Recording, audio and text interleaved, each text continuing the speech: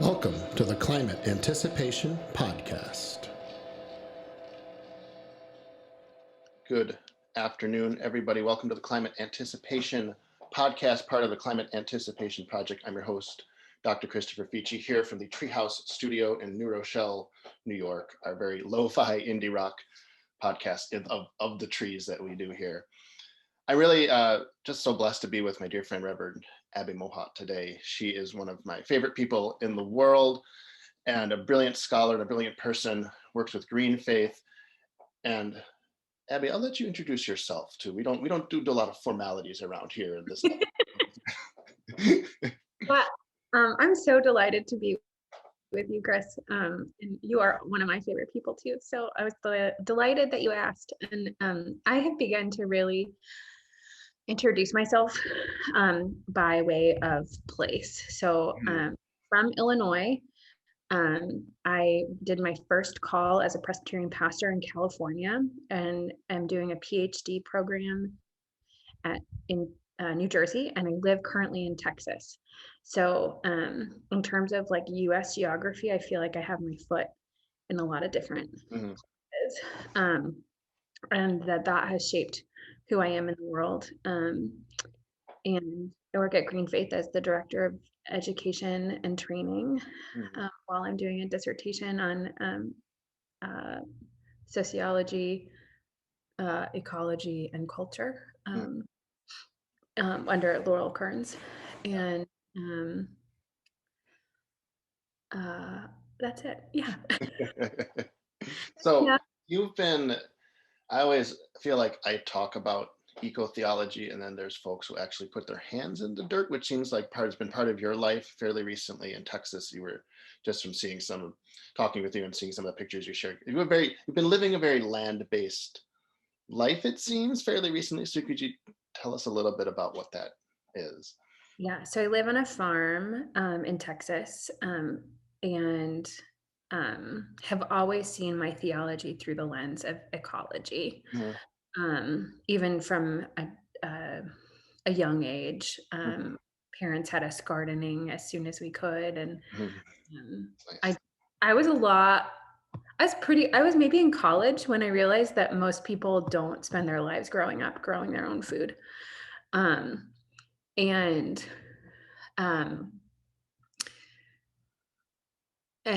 came to Texas from California, where I had been a chaplain for farm workers.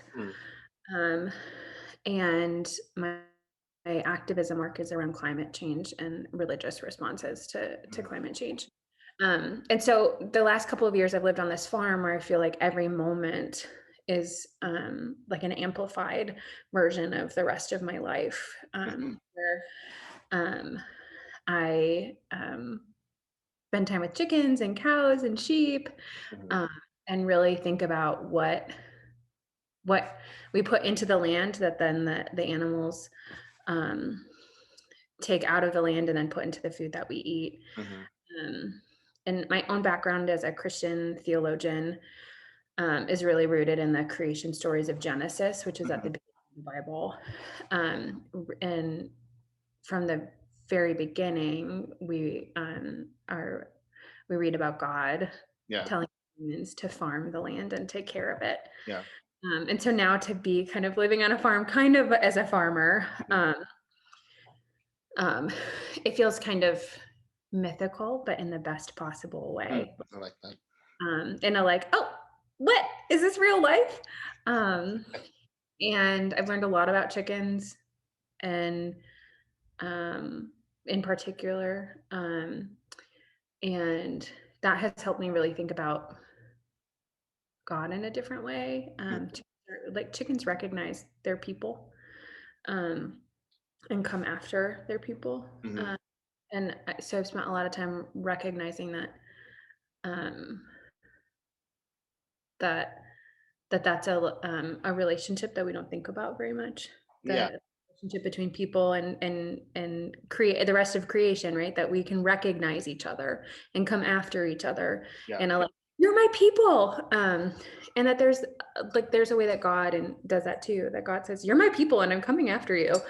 Like, I love you so much, kind of way. Yeah, so that has really shaped my ecotheology and what it means to be somebody who thinks about God and thinks about the earth all the time. I was thinking when you say you learned a lot about the chickens, my first thought was that the chickens have probably learned a lot about you too. I so part one of the other original podcasts we're doing for this launch is with our dear friend Reverend Eleni Silva from Creature Kind, and we had a great conversation. And I want to ask you these questions that we talked about, like two questions. The first one is, you're living with animals and you have an active relationship with animals, right? Mm. You're understanding this relationship as one that is responsive. There's a sense of there's a sense of intimacy and response, and they acknowledge who you are, and it makes you think, it helps you think about the presence of God too. I was wondering if you could explain a little bit more, like how that enters into your like ecotheology. Second question, which I also talked with Alini about, was what the hell do we do with these rule and subdue translations in the book of Genesis? Because I tend to start there when I teach my students, and I'm kind of like, well, I don't know. Like that's there, and it's caused a lot of problems, and I get into what some of the problems that it's caused, but it just like sticks there. And especially, I don't think of myself primarily as a Christian theologian, so I always want to ask the Christian theologians who are my friends, like, what do I do with this? Like these, I know that they might be mistranslations, there might be other ways of thinking Yeah. of that. Yeah. You know, what that question immediately makes me think about is that when I go out to the chickens, there's a group of chickens that we got when they were 3 days old. And it was the first time that I had spent any time with like baby chicks. And in my whole life. And so I would go and sit next to the brooder and like put my hand in, and they would be scared of me. Because they were like, they're like, what is this thing coming into we're babies. And now they've gotten older, and some of them have been processed for my the owners of the farm to Mhm. eat as meat. And I'm a vegetarian, so I don't eat them. But one of the things that I notice about those chicks that I've known from the very beginning of their lives is that if I go to pick them up, Mhm. they immediately they don't cower, but they crouch down like they're trying to get away from me, or they're like submitting to me picking them up. And then my responsibility is to not harm them when I pick them up. It's to pick them up and love them and say, "Hi, I've known you for always." And it's like those the Sussex that I've known their whole lives, they respond very differently to me than some of the other chickens. But all the chickens will do the same kind of crouching down, like, Yeah. okay, she's gonna pick me up. Kind of, I'm submitting to you picking me up, but in a way that they also know that when I pick them up, they're going to be safe. And I don't know. So when you asked about like this language about subduing and ruling over, I was thinking about like how we often think about that as being an excuse to like take advantage or dominate. When really we can legitimately see it as an invitation to lovingly take responsibility. Yeah. And to say, oh, if our job is to take care of the rest of creation that maybe is subduing and being ruled over by us, our responsibility is to do that with love and care, so that they're like, okay, you can pick me up. And they literally do this kind of like, right? Pick me up. And I think that's wrapped up too in our like US identity of like ruling, that we think about like having other people have responsibility of our lives is bad, or is necessarily going to be that power is going to be misused. And so my master's thesis was about family systems theory. which basically is about figuring out who you are in a family and what your role is. And I was writing about an ecotheology of family systems theory. So a good, healthy family system is one where people know their roles and they take it seriously and they don't overstep. And if our role is to be the caretakers, that doesn't mean that we have unlimited power. It means that our job is to take care and our role, and to not take over other parts of creation's roles. Yeah.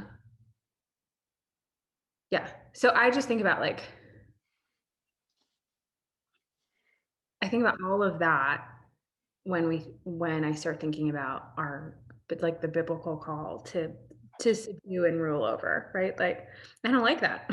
I don't like, I don't want to I don't like the permission it can give us to harm other creation. And I think that's not actually what it's doing. It is saying you have a responsibility to take care, and to kind of use your role to make sure that the rest of creation goes, okay, pick me up. And the chickens, when I pick them up, they will like nuzzle up next to me, like a chicken or like a cat would, right? Like they know that they're safe. And so it's in this larger context of love. So that feels like a really important kind of contextualization of that vocation, the ecological vocation. Yeah. That was your second question. I don't remember what the first question was. I think you mushed them together very nicely. Because it's also, I mean, it's how much is that rule over subdue language? Like you could also say creation does the same to us. Maybe like rule over subdue. Let's put that in the bin. But it's just for some reason I always go to like, what is the most awesome thing in creation? And it's like tornadoes. It's so awesome. Yeah, and I want to like at one point in my life just go on a storm chase with with a professional crew who knows what they're doing and is doing it for science and won't be killed. But like just to like get up close to it. And I love I can go into a YouTube hole just watching storm chaser videos. And just something our dear friend Reverend Fletcher Harper talks about, this raw awe and that creation. You can say imposes upon us sometimes. It's just like you are in the universe and you are just so drawn out of yourself, and so many different emotions can come from that. So, but I think part of why we flip that imbalance so much and think we literally should rule over and subdue is, and I've been wrestling with this with my students, it's so these folks like Bacon and Descartes, I basically blame Rene Descartes for everything that's gone wrong in my life. Good job. Yeah. I know he was trying his best, but he really messed things up. And but there was, I think, part of why people seized on the science so much was because now we can control this thing, nature out there that had too much power over us. And I just wrestling with my students about this, we can actually relate to that, can't we? It's we're these forces, just the energies of chaos, the parts, the wildness, as Thomas Berry talks about, the things that we can't control. And I know this in myself, just like this impulse to want to control. Yeah. And it's just, that's gone too far. It's just we understand that impulse. And then unfortunately, we're in a period of history in which we had all these giant mechanisms to take complete control, but it never was complete control. And now there's pushback that's happening. Right. And I also think about so I'm a huge Cubs fan because I grew up in Northern Illinois and lived in Chicago for a while. And, the Cubs had this incredible, miraculous rise to the World Series. Yeah. And in one of the games of the World Series, there's a 17-minute rain delay. Yeah. Which for me was this incredible reminder that actually we're not in control. And that for me is that our job is to rule and subdue, but we're not all powerful, right? That at the end of the day, actually, we can't control the rain.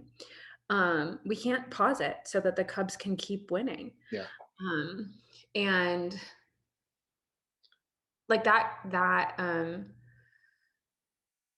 yeah, that just reminds me that we want to have control and have a ton of control, and we're not all powerful.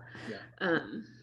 And I just like one of the translation of Genesis 2 that feels the clearest to me is what Ted Hebert did around the role of the human, is that the human was created, put in a garden, and told to farm and keep it.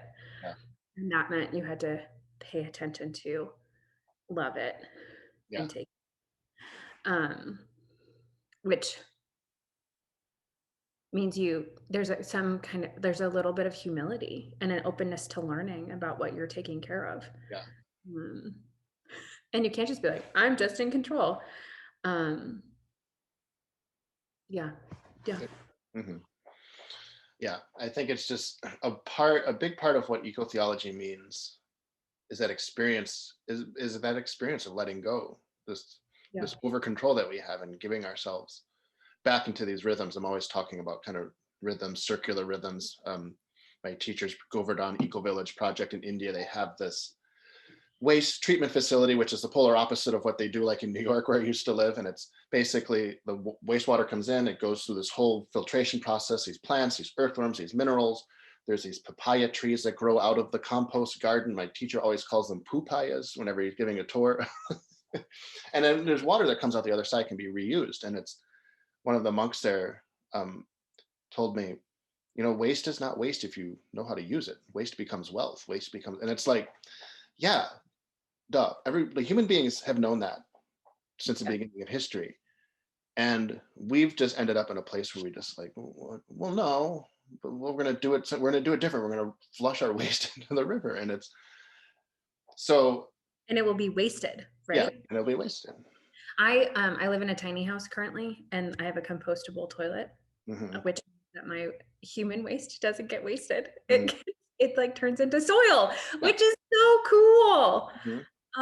And also totally antithetical to what we think about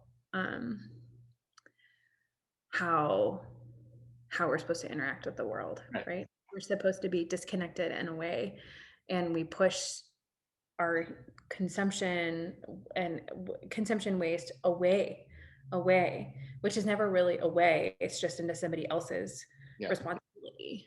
Yeah, it's like what we consider normal, what we consider like the end of history, is like a terrible diversion from how people lived in these cycles of nature's not this separate thing. Like the cycles that we're just instinctually part of, like we're all starting to perk up a little bit because it's spring. We just like feel it. It's like something we don't control. It's just like we feel it. Spring comes and we all go, yep. Just take a deep breath. Like it's and so that, it's like ecotheology is very much about entering back into that space of kind of feeling that rhythm, entering back into that rhythm. So part of what we're doing, like with the project, with the podcast, is making a really, laying a, put a stake in the ground. That's a terrible metaphor for what I'm trying to do. Make a claim for ecotheology as not just like an academic category, but as a way of life that can help us anticipate the way forward. That can be tricky. We both know we're both like in the middle of the academy, and people look at theologians like this, like, who are you? And what are you going to like proselytize to me? And but I think part of what the work that we do, in our own projects and then together, is like making a claim for ecotheology. So can you tell us what an ecotheologian is? Yeah, so I think about and enact, and my project in ecotheology is really connected to gender, economic, racial justice, and rooted in the fact that like our connection to the earth is also our connection to each other. And that at the beginning of all things, that God said, you're supposed to, and I'm a Christian theologian, right? So my theology is rooted in the biblical text, right? That at the beginning of all things, God said, love the earth and love each other. Not love the earth or love each other, or love the earth, period. 5 sentences later, like, try to love each other if you can. Right, like, those things are like connected. And that ecotheology says that we cannot faithfully live into real and true conversations about God and the divine unless we're nurturing that relationship Mhm. with each other and with the earth, living into the cycles, living into the huge diversity of what the earth looks like and is, and that we need every part, Yeah. that biodiversity matters. And my own project is understanding that the work of responding to climate change is just as much about being faithful as it is about stopping carbon emissions, Mhm. which kind of gets at the like reality that in the last 50 years we have done really nothing to stop climate change. Mhm.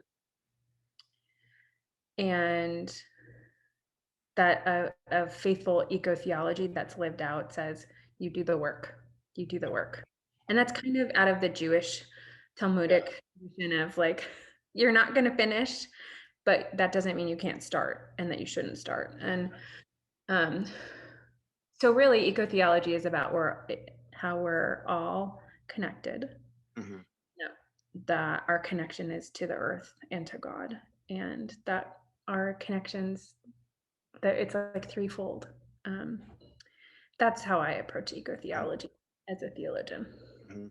Reminds me of what you said too, just of like Hindu concepts of Dharma, or Hindu concepts, Jain concepts, Buddhist concepts of Dharma, which is very much about, it's not religion as this category or separate thing, but as the practice of your life. Yeah. What do you do Yes. in your everyday life?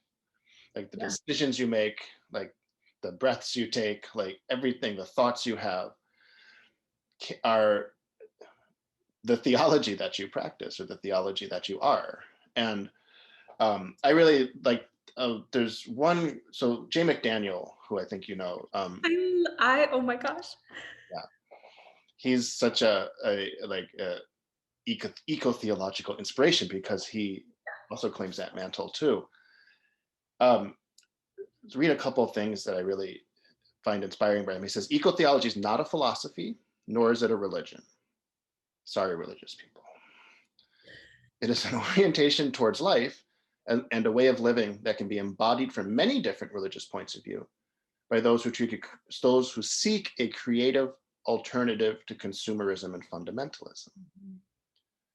And then he talks about people who are everyday eco-theologians. They don't have PhDs, but he says they exemplify the spirit of what we are talking about. Their lives are their sermons, their attitudes are their teachings. They exemplify living theology. Thus, when I say eco-theologians or theologians, I have in mind this living theology. This comes from his essay, Ecotheology and World Religions, in this great volume, Eco-Spirit, which I'm sure you are very familiar with, and Laurel was one of the editors for that volume. Everyday eco-theologians. This is kind of like the whole, anyone who's listening, like everyone who's listening, you're an eco-theologian, you're doing it every day. And that's what we're trying to convince you of, basically. And Jay McDaniel is also who I go back to when, so I served a congregation and I wasn't doing eco-theology with them, except I was every minute. And whoops. But he's who I go back to as a resource around suffering and a theology of Mhm. suffering. He wrote this incredible book called Of God and Yeah. Pelican, Mhm. which I read for the first time, 15 years ago, and still it's the only book that makes sense to me around why we suffer. And um, and he writes about how nature inherently has suffering, and that if we really are who we're called to be, um, there's suffering involved. And um, he talks about what heaven is, that for a lion to be its most lionness in heaven, it means that the lion will eat the gazelle in heaven, Mhm. which means that in heaven, the gazelle will still get eaten, Mhm. which means that heaven is really about this interconnected cycle of pain and suffering and realization of who we're meant to be. Mhm. And that that the realization of some people or in other parts of creation, right, is interconnected with the realization and suffering of others. Um, and which for me, Jay McDaniel has been really clear in helping me think about that our vocations as part of the earth is not just for humans, but for every part of the world. And that makes it even more ordinary and also extraordinary. That actually, when he says we're all ecotheologians, he really means all parts of creation. Yeah. I was also thinking of, well, actually, no, I remember about suffering when I first was studying Buddhism at the University of Michigan, and my first encounter with the Four Noble Truths, right? And the first one is all existence is suffering. And I, like, when I was like, I don't know, 20, 21 years old, I was like, hell no, that's like, there's something about that. I mean, when you're a 20-year-old college kid, like, that's especially not what you want to hear about reality. It's a teaching that you need maturity to understand. And over time, as I come back to that particular teaching and just the question of suffering, I remember I took a course on theodicy and suffering with James Cone at Union Theological Seminary, which was intense in a lot of ways. But I part going through that experience too was suffering draws us into radical empathy, like having that understanding. And I talk about this with my students too, just in terms of just the way creation works. Thomas Berry and Brian Swim are constantly coming back in their book, The Universe Story, to the fact that just like there's gigantic extinctions every once in a while. I mean, we shouldn't cause them per se, but that is how, especially life on this planet works. And just thinking on cycles of the universe too, there's constant dissolution. And one of the biggest challenges we have as human beings, not just as eco-theologians, is how do we deal with that presence of dissolution and suffering in a way that doesn't cause us to pull back, but push forward into it and try to understand what can we do to relate, to heal, to try to at least prevent further suffering from happening too. I mean, yeah, I think for me that goes back to the interconnectedness of all kind, like that suffering creates a capacity for empathy, which for me goes back to the interconnectedness of working for liberation. That like if you understand climate suffering, you can't understand, if you're a white person, racial suffering, but you can say that's existential, and I don't understand it, but I can have empathy for it, and I'm going to work for the liberation of people of color. Or as a white dude saying, I don't understand sexism in the world, but I understand that my liberation is connected to liberation of women, right? And that's another piece of the like ecotheology, right? Is that you can't undo those connections, which for me is always fascinating when I hear people talk about how environmental ministry or ecotheology is a white thing. Because first of all, I think it erases the work of so many people of color who have been doing ecotheology forever, before white people started calling it ecotheology. But I also think it then negates our capacity for empathy towards each other. Yeah.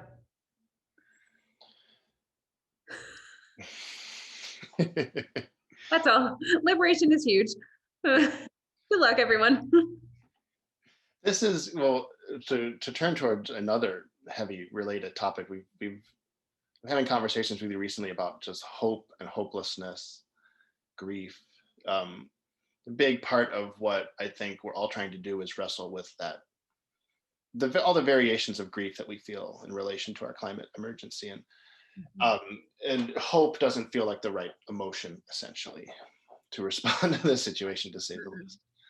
Because what are we hoping for? We don't know. We have as much control as we're going to have, and we certainly could try to utilize more of it to try to change how we live. But we're at the edge of this cliff, this very liminal space. What is going to happen? Like, we've already been through this past year, the pandemic, which has continued to throw our lives in many different directions.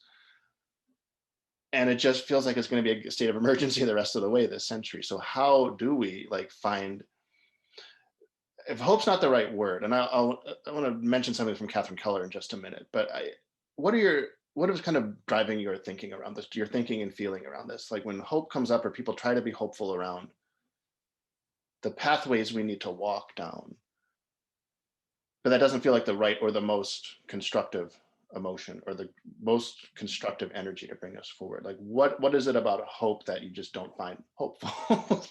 Yeah. Yeah.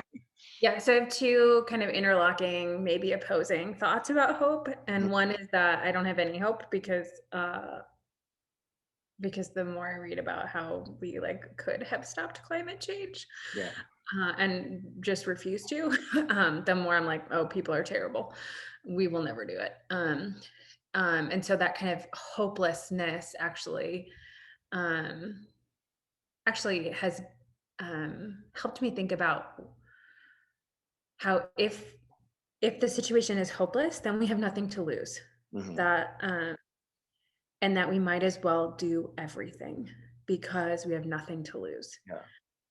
And everything to lose, right? But if it's already hopeless, and I think kind of in that capacity, I've learned a lot from my Jewish colleagues who've reminded me of Jewish uprisings and the concentration camps in World War II, who rose up knowing that they would be murdered, but they also rose up knowing that if they didn't rise up, they would be murdered, and that the choice then is in this hopeless reality where it's so unlikely that we will have the political and social will to stop carbon emissions. We can choose to say, okay, well, we're screwed. I'm gonna buy an SUV and throw a bunch of stuff away and eat from factory farms and like give up. Or to say, even if the world is going to end. Martin Luther gets attributed with the quote, even if the world's going to end tomorrow, I'm going to plant an apple tree today. That this like impossible hope that I'm going to nurture anyways. Which, so I like think about that as like living into hopelessness and living with anticipation of a vision that is life-giving, knowing that it's not likely. But I also think that requires thinking about hope in a different way, that it's not passive. So this is the second thing, that hope has to be active. And that, for me, comes out of David Orr saying that hope is a verb with its sleeve rolled up. That you can't just sit around going, okay, well, hopefully at COP26, they'll make the right decisions. But instead you have to say, I'm going to organize and like make sure that hope is realized, and go into action, living out this impossible, maybe foolish hope, but choosing to live with that active organizing like momentum. And that's the work that we do at GreenFaith, knowing kind of, and I know you're going to talk to Fletcher, our executive director, and who's a friend and colleague too, about kind of the larger GreenFaith work, but the active organizing, bringing people together and saying, we're going to keep demanding until we get a response. That's that kind of active hope, which is also a Joanna Macy book that she wrote in response to like hopelessness and said, yep, we're all screwed. I'm gonna read a book about active hope. And then so that's how I think about hope, and kind of this like, I don't really have any, and I'm gonna keep acting under this pretense of hope. Yeah. Well, it reminds me, one of the fundamental teachings of the Bhagavad Gita, the very famous Hindu text, is that one should act without attachment to the way it's commonly translated, the fruits of your actions. Yeah. Which, the more and more I read that teaching, the more and more it gets, I don't know if radical is the right word, or just it feels outrageous compared to like how we are conditioned to act in this normal world, right? Where you are supposed to act with vicious attachment to the fruits of your actions. This very competitive mentality. And I mean, for those who may not be super familiar with the context of the Bhagavad Gita, the conversation that happens between Krishna, who's considered the divine within the particular tradition of the Gita, and his friend Arjuna, is Arjuna's about to fight this war. He doesn't want to fight the war because he's going to have to kill. It's a civil war, very civil war between like family, friends, teachers. Like the text begins with him like looking out at the opposing army and seeing basically everybody he loves, and he's going to have to kill them. He's going to have to fight them. Yeah. And there's a lot of, I mean, there's a lot of theories related to kind of just war and violence that people apply to the Gita. It's not necessarily saying one should always commit war, but it comes from a particular context. But that's the theme is that we have to act. Mm-hmm. We are compelled to act just by the very creative energies within us. We can't not act. Even the Gita talks about even people who are not acting are still acting in some way. Mm-hmm. So if we have to act, how do we act? And Krishna says, well, you have to act by not being attached to the fruits of what you do. And that's what I hear, like what you're getting at here is like, we know what we have to do. And sometimes I tell my students this, like even frame it in a hopeful way. It's like, it's not that we don't quite know what to do. Like there's plenty of information out there and like know what to do. Technologies and we have a whole heritage of human histories that tell us how to do this, and all the religious traditions also kind of tell us how to live properly on this planet. But it's just the what that thing we can't twist to make us do what we do. So that these are like that's a teaching I always find helpful to just go forward, because we can get Robin Wall Kimmerer talks about kind of green complacency as either thinking that only your small actions are necessary or just giving up. And to push us back, I mean, we should do the small actions and compost and eat plant-based diets and all those things, but to push forward into those more systematic spaces and also not to fall back in hopelessness means we have to keep going, and we don't know what's going to happen. Yeah, and you need both. Yeah. And Robin Wall Kimmerer in Braiding Sweetgrass, she talks about the I always think about the chapter about being a mother, and that chapter is her cleaning out a pond, and it is terrible, and she hates every moment of it, and she's like, and it's never done, and it just keeps growing, and for me it was just a reminder of like it's actually not, the chapter is not about her finishing the work. It's the like getting up every day and going, putting on the boots, going back out to the pond, I'm gonna clean it up. And that's like the work for us as people of faith in climate, right? That the little things are not going to save us, but without the little things, we'll never get to the big things. Yeah. And the like hopeless resolve to put on the boots and do the work. Well, it's like when we talk about grassroots energy, sometimes you don't realize how ecological that is. Like, just we have to get, put our boots in the roots and try to. Yeah. I just really feel more and more and more every day that for me, and I think for all of us, to do this work means whatever way we can do to return back to some sense of intimacy with Earth. Thomas Berry says our destiny lies in our intimacy for human-Earth relations, like that. And if we don't have that as the fuel behind what we do, then it's really, really hopeless. Yeah. And that there is kind of this love for the earth and each other that is our vocation, but it's also what sustains us. Yeah. It's way easier to make hard countercultural choices if you love the thing that you're working towards, right?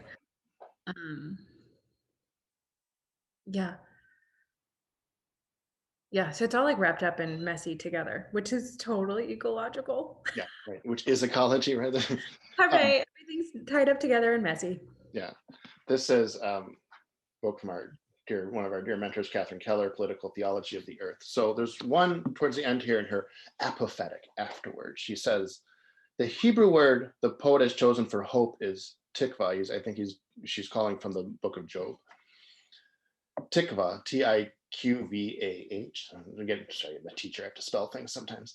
It means literally a collection of fibers that are twisted together to make a strong and firm cord. It comes from the verb root meaning to collect. So we may bind it with the sunastellamos, I'm not sure what that means, collected or contracted, that provides the Pauline fiber of this political theology. She says, Tikvah names not a projection of future, but an interweave of now. It signifies a cord collected, made strong by interweaving multiple fibers of time and narrative. It is a twisted hope that binds us to the loom of life now. That, and I constantly keep coming back to this twisted hope, this tikvah, which comes from the Hebrew, from the book of Job. And it's really like the act of rooting ourselves and tying our work together and finding those. I think a lot about what anticipation means, and I think it has to be like networks of people, strengthening the networks that we support each other, because we are in, as Larry Rasmussen said, it's going to be hard times ahead. We don't want to fall into temptations around totalitarianism, which seems to be a possible option to how we're going to respond to this. Basically, our politics getting worse and worse. Mm-hmm.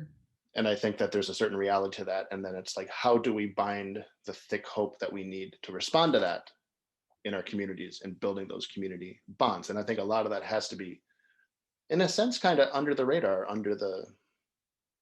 off the grid's the right word, but off the kind of accepted larger grid that we live by. We have to step out of those spaces and try to build those resilient spaces.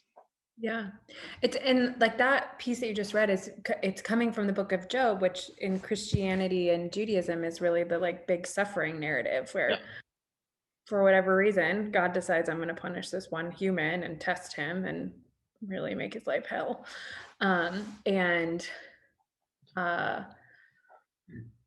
What happens is that God eventually comes to Job and is like, I'm all powerful and I'm going to make it better. But in the meantime, Job's community comes and sits with him. Mm-hmm. And his friends kind of get a bad rap because they don't fix anything. And they don't. But what they do is they go and sit in the dirt with him for 7 days. Mm-hmm. They don't say anything.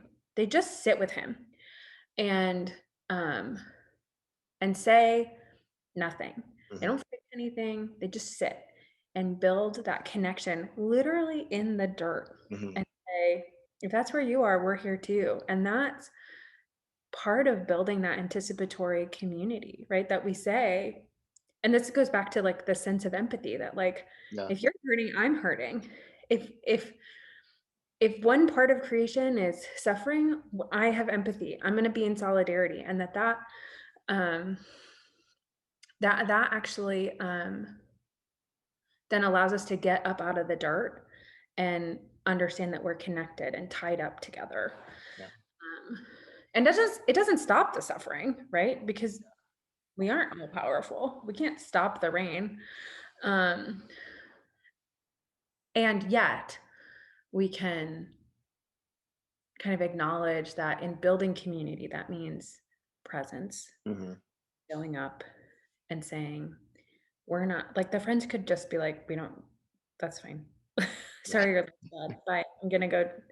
I got to do groceries, or like, I gotta keep going on with my life. And that actually one of the parts that we're called to do in our ecological work is to say, what we do, and acknowledging that you and I both are in the US with a lot of like the white privilege that comes with living in the US and economic privilege and systemic privilege, that part of our role as ecotheologians in the US is to be willing to say our life and business as usual can't be the same. Even if sitting on the ground doesn't really do anything, that like doesn't create anything. What it does do is say we're bound up together. And it's messy. You literally have to sit in the dirt, Yeah. and it's really messy. um, I'm trying to remember somebody, the person who wrote this.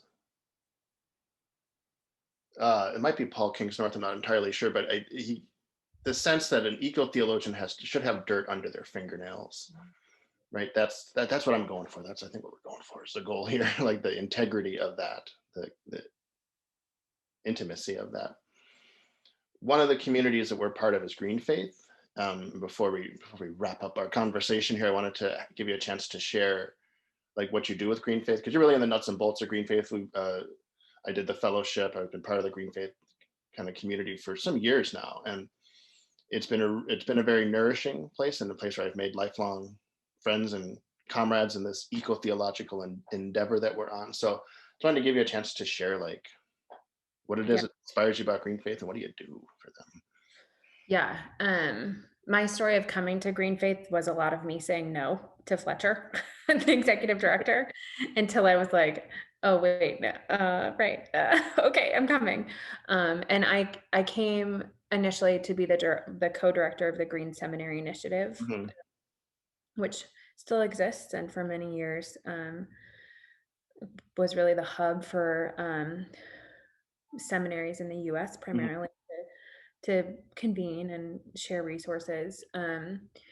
And now I direct our education and training program, which includes the fellowship program. And we've like gotten to work with over 200 people across the world from a variety of faith traditions as they're working out their own active ecotheology. And it's fascinating that sometimes my life in that role is just sitting with people Yeah. and saying, okay, what does it mean? Like, what does this mean? And we just had this huge day of action where people around the world and over 400 actions organized events and move like moments demanding real action around climate. And one of our comrades and a fellow from a past class who now works at GreenFaith, Tosin, got a phone call from a guy organizing in Uganda. And Tosin kind of was super busy and like not really able to pick up the phone. And the guy finally says, you have to pick up my phone call. And Tosin was like, fine. And it wasn't like a brushing him off, but kind of this isn't a priority. And so he picked up the phone, and the guy that was organizing in Uganda was calling from a refugee camp in Uganda and saying, I need you to know how important it is that we're organizing.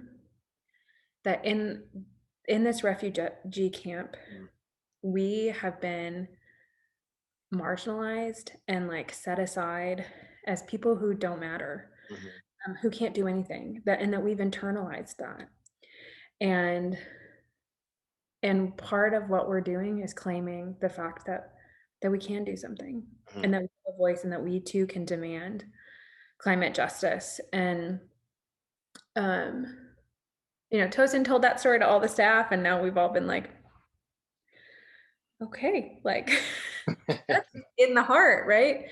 And so much of our work at GreenFaith is my job is education and training, and so much of my job is learning from people on the ground, right? And realizing that all over the world there are ecotheologians and eco-activists who are saying we're going to create a better world, and we actively are going to act out that hope in all the ways possible. And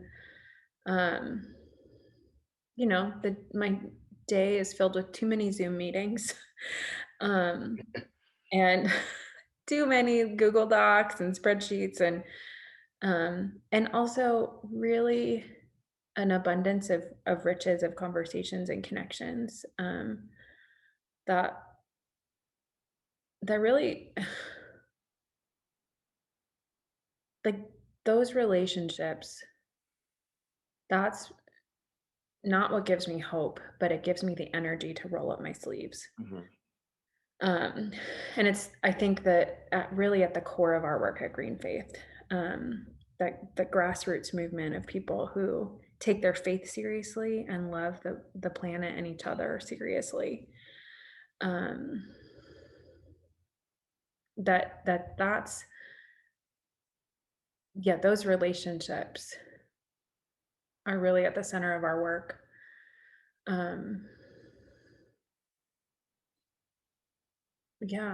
So like we're getting ready to do this organizing training in April, and then we're going to redo it multiple times this year.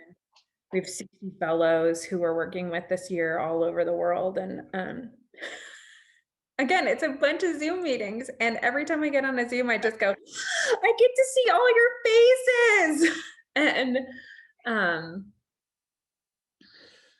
And as we like help people name their own ecotheology and name the pieces of the work that really speak to them, that has helped me clarify what is important to me and what my own ecotheology is.